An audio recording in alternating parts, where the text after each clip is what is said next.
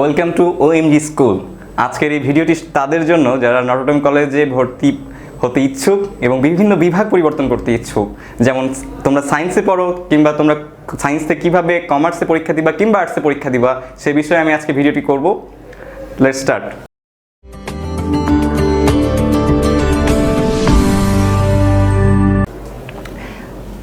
Notre Dame কলেজের অ্যাডমিশনের সায়েন্সের ক্ষেত্রে 6টি বিষয় পরীক্ষা হয়। তার মধ্যে প্রথম হচ্ছে যে বাংলা, দ্বিতীয় ইংরেজি, তৃতীয় আইসিটি, চতুর্থ গণিত, পঞ্চম পদার্থবিজ্ঞান এবং ষষ্ঠ রসায়ন। এই 6টি সাবজেক্টের ওপর মোট পরীক্ষা হয় আমাদের নটরডেম কলেজে। তোমরা যারা বিভাগ পরিবর্তন করতে ইচ্ছুক, যেমন তোমরা বিজ্ঞান বিভাগে ভর্তি হয়েছো, বিজ্ঞান বিভাগে পরীক্ষা দিয়েছো, তারা যদি ব্যবসায়িক শিক্ষা অনুষদে যেতে চাও কিংবা মানবিকে যেতে চাও, তোমাদের জন্য এই ভিডিওটি প্রযোজ্য। অথবা তোমরা যারা বিজ্ঞান বিভাগে পরীক্ষা দিতে চাও তাদের জন্য ভিডিওটি প্রযোজ্য, কারণ সায়েন্সে ভর্তি পরীক্ষার প্যাটার্ন একটাই। সেই বিষয়ে আজকে তোমাদের সঙ্গে আমি কথা বলবো। ওকে, আমরা কি করব নটরডেম কলেজের পরীক্ষার পরে? তোমরা HSC যারা পরীক্ষা দিয়েছো বিজ্ঞান বিভাগ থেকে, তারা খুব চিল মুডে আছে আমি জানি, কিন্তু তোমাদের একটা বড় সমস্যার বিষয়, চিন্তার বিষয় যে আমরা কোন কলেজে ভর্তি হব। বাংলাদেশের সব স্টুডেন্টদের SSC পরীক্ষার পর যে কলেজের নাম সবার প্রথমে মাথায় আসে সেটা হলো নটরডেম কলেজ। এবং নটরডেম কলেজে তোমরা জানো যে এখানে নিজেদের ভর্তি পরীক্ষা দিয়ে এখানে চান্স পেতে হয়। এখানে তোমার হচ্ছে যে SSCর মার্কস দিয়ে কোনো ভ্যারি করে না। তো অসংখ্য ছাত্র বাংলাদেশের বিভিন্ন আনাচে কানাচে থেকে এখানে পরীক্ষা দিতে আসে। সো তুমি যদি একটু ট্রিকিভাবে তোমার প্রিপারেশনটা নিতে পারো এবং ভর্তি পরীক্ষা দিতে পারো, তুমি কিন্তু হতে পারো একজন গর্বিত নটরডেমিয়ান। Okay, let's start. আমরা কিভাবে পড়াশোনা করব, ঠিক আছে? আমি তোমাকে বলেছি 6টা সাবজেক্ট পড়তে হবে এবং আমি এখন তোমাকে বলবো কোন কোন সাবজেক্টে কি বিষয় খুব মনোযোগ দিয়ে পড়লে তুমি সহজেই নটরডেম কলেজে চান্স পেতে পারো। আসো আমরা শুরু করি বাংলা দিয়ে। আচ্ছা, বাংলা একটা বিষয় যে আমরা খুব ভালোবাসি, পড়তেও ভালোবাসি, মজাও লাগে, কিন্তু হিউজ সিলেবাস, কি পড়বো, তাই তো? বাংলা প্রথম পত্র নাকি বাংলা দ্বিতীয় পত্র? আসলে এটা খুব কঠিন যে বাংলা প্রথম থেকে প্রশ্ন আসবে নাকি বাংলা দ্বিতীয় থেকে প্রশ্ন আসবে। কিন্তু হ্যাঁ, তোমাদের জন্য ভালো হয় বাংলার প্রথম পত্র বইটাকে A to Z রিভাইজ দেওয়া, জাস্ট গল্পের ছলে। এবং তোমাদের 10ম শ্রেণীর যে বইটা আছে বাংলা দ্বিতীয় পত্র, তাদের যে আলোচ্যসূচি আছে সেই আলোচ্যসূচির জাস্ট ডেফিনিশনগুলো একটু পড়ে গেলেই তোমার বাংলা মোটামুটি কভার হয়ে যায়। এবং বাংলা সহপাঠটিও কিন্তু খুব গুরুত্বপূর্ণ, সে বিষয়েও তোমাদের মাথায় রাখতে হবে। হ্যাঁ, ঠিক আছে, ওকে, বাংলা আমাদের গেল। এবার আসো মোস্ট ইম্পর্টেন্ট ইংলিশ। তোমরা যারা বিভাগ পরিবর্তন করতে চাচ্ছ, তোমরা বিভিন্ন বিজ্ঞান বিভাগ থেকে বাণিজ্য বিভাগে আসতে যাচ্ছ, মানবিক বিভাগে আসতে যাচ্ছ, মানবিক বিভাগের ক্ষেত্রে কিন্তু ইংরেজিটা খুব গুরুত্বপূর্ণ, সেই বিষয়ে তোমাদের মাথায় রাখতে হবে। NDC-তে ইংরেজি বিভাগে তোমাকে ভালো মার্কস তুলতে হবে, অবশ্যই মার্কস তুলতে হবে। এই জন্য ইংরেজি নিয়ে কথা বলি। ইংরেজি তোমার ফার্স্ট পার্টের চেয়ে সেকেন্ড পেপার থেকে বেশি কোশ্চেন আসে, MCQ আর রিটেন যাই হোক। তবে ইংলিশটা তোমার গ্রামাটিক্যাল থেকে 90% প্রশ্ন এসে থাকে। যদি ফার্স্ট পেপার থেকে প্রশ্ন আসে সেটা মাত্র তোমার সিনোনিম, অ্যান্টোনিম আর মিনিং, ওয়ার্ড মিনিং আমরা বলবো। তাহলে কিভাবে আমরা হচ্ছে যে তোমার ইংলিশ গ্রামারটা ভালো মতো পড়বো। আচ্ছা, ইংলিশ গ্রামারের ক্ষেত্রে তোমরা SSCর যে তোমার SSCর টপিকসগুলো ছিল SSC গ্রামারে, সেগুলো যদি তুমি ভালো মতো পড়তে পারো, আমার মনে হয় না যে তোমার খুব বেশি সমস্যা হবে। তারপরও পার্টস অফ স্পিচের যে স্পিচগুলো আছে সেই বিষয়ে যদি তুমি ভালো মতো পড়াশোনা করতে পারো, তোমার যদি ভালো দক্ষতা থাকে, তাহলে তুমি অবশ্যই একটা ভালো স্কোর করতে পারবে ইংলিশে, ঠিক আছে?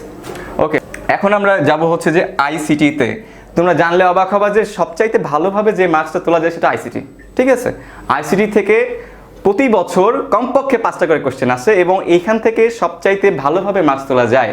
হ্যাঁ, সেটা তুমি যে কোনো বিভাগের হয়ে থাকো, বিজ্ঞান, মানবিক, ব্যবসায়িক শিক্ষা, ICT থেকে প্রশ্ন আসছে এবং ICT থেকে খুব সহজেই মার্কস তোলা যায়। ICT বিষয়গুলো তোমার যে মাইক্রোসফট এক্সেল, মাইক্রোসফট ওয়ার্ড, এগুলো তুমি যদি নিজে পারো তাহলে এনাফ। আর বই তো আছেই, সামান্য কিছুই থাকলে এখানে তুমি 100% মার্কস তুলতে পারো ICTর ক্ষেত্রে। এবং মোস্ট ইম্পর্টেন্ট ম্যাথমেটিক্স, গণিত। আসো আমরা গণিত নিয়ে কথা বলি। এটা বলা হয়ে থাকে যে গণিতে যদি কেউ ভালো রেজাল্ট করে, গণিতে যদি কারো তুখর দক্ষতা থাকে, তাহলে তার চান্স নটরডেম কলেজে আটকায় না।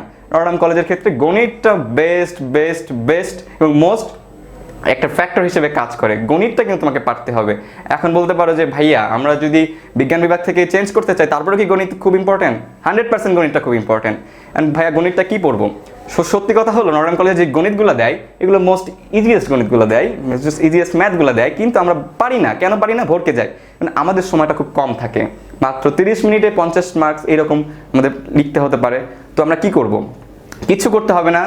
তোমার হচ্ছে যে গণিতের যে ফর্মুলাগুলো ছিল, অ্যালজেব্রার ফর্মুলাগুলো ছিল, এগুলো তুমি ভালো মতো আয়ত্ত করো এবং এর প্রমাণগুলো করতে থাকো। এবং এগুলো করলে তোমার গণিতের ক্ষেত্রে এবং তোমার বোর্ড কোশ্চেনে যেগুলো আছে তুমি একটা সূত্র ধরো এবং কাজগুলো করে ফেলো, 100% তোমার চান্স আটকাতে পারবে না। তুমি যদি গণিতে ফুল মার্কস তুলতে পারো, গণিতে ফুল মার্কস তোলা ইজি, কিন্তু গণিতে যদি তুমি ফুল মার্কস তুলতে পারো, তোমার নটর ডেম কলেজের চান্স সবচাইতে বেশি এগিয়ে থাকে।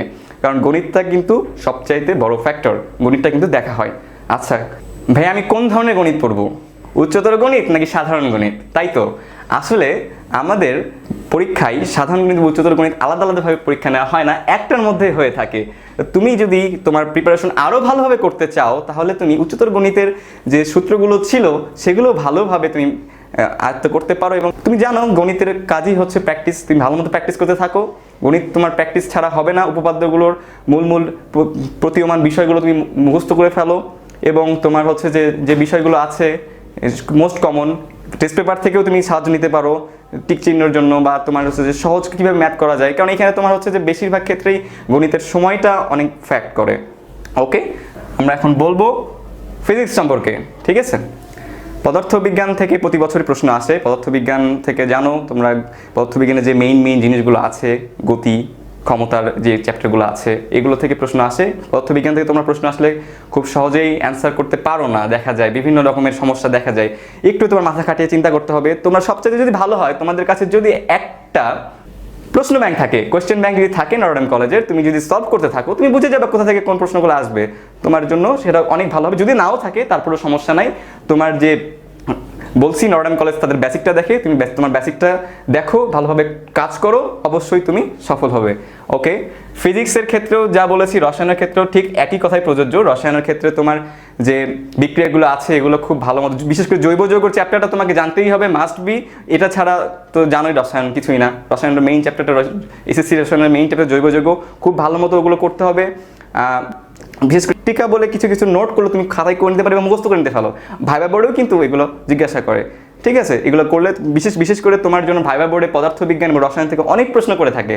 সেক্ষেত্রে ম্যাথমেটিক্স, বাংলা, আইসিটি, ইংলিশ থেকে অতটা কিন্তু কোশ্চেন করে না। ম্যাক্সিমাম প্রশ্ন হয়ে থাকে পদার্থবিজ্ঞান থেকে অথবা রসায়ন থেকে ভাইবা বোর্ডে যদি প্রশ্ন করে। এখন আসি মার্কস ডিস্ট্রিবিউশন নিয়ে, কিভাবে পরীক্ষা হতে পারে। নটর ডেম কলেজে ভাইবা এবং রিটেন দুই ভাগে পরীক্ষাটা হয়ে থাকে। প্রথমে রিটেন, পরে ভাইবা। তুমি রিটেনের টিকার পরে কি ভাইবা? না, তোমার জন্য তুমি যদি নটর ডেম কলেজে অ্যাডমিশন পরীক্ষা দিতে যাও, তোমাকে রিটেন ফেস করতে হবে, তারপর ভাইবা ফেস করতে হবে। হ্যাঁ, তো রিটেনের জন্য তো বললাম, রিটেনের পরীক্ষা পদ্ধতি হচ্ছে যে আমরা যখন 2017 সালে পরীক্ষা দিয়েছি, আমাদের ছিল এমসিকিউ। তবে গত বছর যারা পরীক্ষা দিয়েছে, মোস্ট জুনিয়র্স যারা, তারা কিন্তু রিটেনও পরীক্ষা দিয়েছে, আবার কেউ এমসিকিউ পরীক্ষা দিয়েছে। এটা খুব গোলক ধাঁধার মতন বিষয়। তবে তোমার প্রিপারেশন যদি হাই থাকে, যেমন প্রশ্ন হোক, আমার কি, আমি তো পাবোই, ঠিক আছে? ওকে, তাহলে এমসিকিউ আসতে পারে, রিটেনও আসতে পারে, 50 মার্কসের আসতে পারে, 100 মার্কের আসতে পারে। তবে যেহেতু বাংলাদেশের হিউজ একটা সংখ্যা নটর ডেম কলেজে ভর্তি হতে চায়, অনেক অ্যাডমিশন পরীক্ষা নিতে হয়, সেহেতু নটর ডেম কলেজ কর্তৃপক্ষের এত সময় থাকে না। রিটেন, এমসিকিউ খুব অল্প কিছুই দিয়ে থাকে, মৌলিক কিছু দিয়ে থাকে। 1 ঘন্টার পরীক্ষা দিয়ে তোমার যাচাই করা হয়। সেহেতু তুমি যদি ভালোভাবে এমসিকিউ প্রিপারেশনে নিয়ে যাও, তুমি পাস করতে পারবে, ভালোভাবে পাস করতে পারবে। এখন একটা প্রশ্ন এসে থাকে, ভাইয়া কত পেলে চান্স হবে?